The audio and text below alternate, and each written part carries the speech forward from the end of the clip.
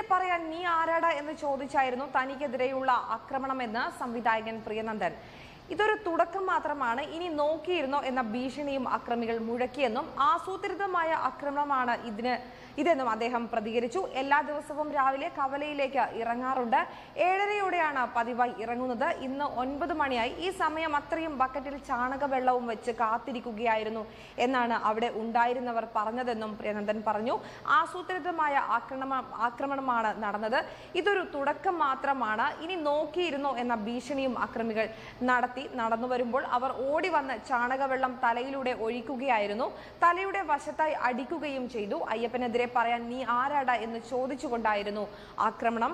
ആളുകൾ കൂടിയപ്പോൾ അവർ ഓടിപ്പോവുകയും ചെയ്തു. ഏത് സമയവും പോലീസ് സംരക്ഷണത്തിൽ നടക്കാൻ സാധിക്കുകയില്ല. അതുകൊണ്ട് തന്നെ ഇങ്ങനെ തന്നെ മുന്നോട്ട് പോകും. തൃശ്ശൂരിൽ കാല് കുത്തിക്കില്ല, സാഹിത്യ അക്കാദമിയിൽ കടത്തില്ല എന്നൊക്കെ നേരത്തെ തന്നെ ഭീഷണി ഉണ്ടായിരുന്നു.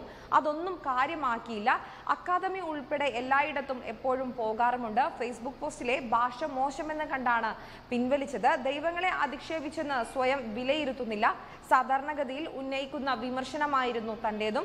അത് കൊലക്കുറ്റമൊന്നുമല്ല. തനിക്കെതിരെ പ്രകടനം നടത്തിയവർ ഉപയോഗിച്ച ഭാഷ അതിനേക്കാൾ മോശമായിരുന്നുവെന്നും പ്രിയനന്ദൻ കുറ്റപ്പെടുത്തി. കൂടുതൽ വാർത്തകളുമായി തിരിച്ചെത്താം. വാർത്തകൾ ഉടനടി അറിയാൻ top news Kerala YouTube channel subscribe ചെയ്ത് ബെല്ലൈക്കൺ അമർത്തി ലൈക്ക് ചെയ്ത് ഷെയർ ചെയ്യുക.